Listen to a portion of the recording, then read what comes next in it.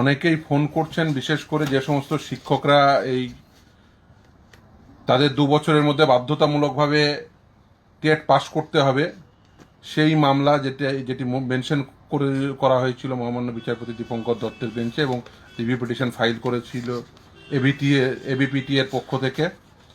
সেই মামলায় আজকে সেটি ওপেন কোর্টে শুনানির জন্য রেখেছে আগামী 13ই মে 2026 2টোর সময়।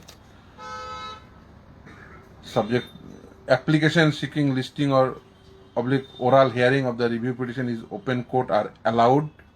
List the review petition on 13 May 2026 at 2 p.m. subject to obtaining order from the Honorable Chief Justice of India.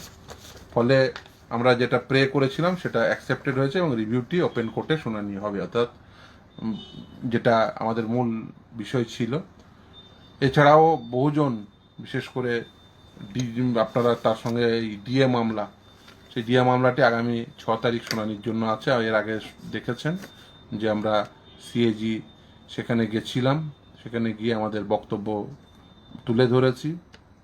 এছাড়াও বহুজন এই এসআইআর নিয়ে, এসআইআর অলরেডি মহামান্য বিচারপতি কৃষ্ণা রাও তিনি বেশ কিছু মামলায় তিনি অলরেডি নির্দেশ দিয়েছেন শীঘ্র শুনানির জন্য, এবং রিটে সেই নির্দেশগুলো দিয়েছেন, আপনারা দেখেছেন সেই মামলাগুলোতে।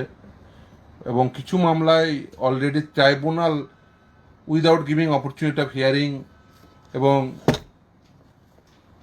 তাদের কোনো ডকুমেন্ট না নিয়ে, ইভেন তাদেরকে না ডেকে, কোনো রিজন অ্যাসাইন না করেই সব ডিলিট করে দিয়েছে। ওই স্ট্যাটাসে সব দেখাচ্ছে অ্যাকশন টেকেন বলে, তাদের নাম ডিলিট করে দিয়েছে। এটা একেবারেই কাঙ্ক্ষিত নয়, কারণ সুপ্রিম কোর্ট নির্দিষ্টভাবে বলেছিলেন যে অপরচুনিটি অফ হিয়ারিং দিতে হবে। মহামান্য বিচারপতি কৃষ্ণ রাও অলরেডি বেশ কিছু মামলায় নির্দেশ দিয়েছেন যে ট্রাইব্যুনালকে শীঘ্র শুনানি করার জন্য। ফলে শিক্ষককুল তারা যারা উদ্বিগ্ন ছিলেন, বিশেষ করে টেট নিয়ে, তারা ওপেন কোর্টে শুনানির জন্য কিছুক্ষণ আগেই নির্দেশটি আপলোড হয়েছে।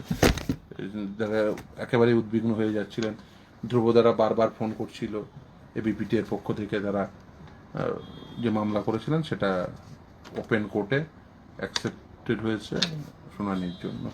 আপনারা বহুজন ফোন করছিলেন, সেটি অ্যাকসেপ্টেড হয়েছে।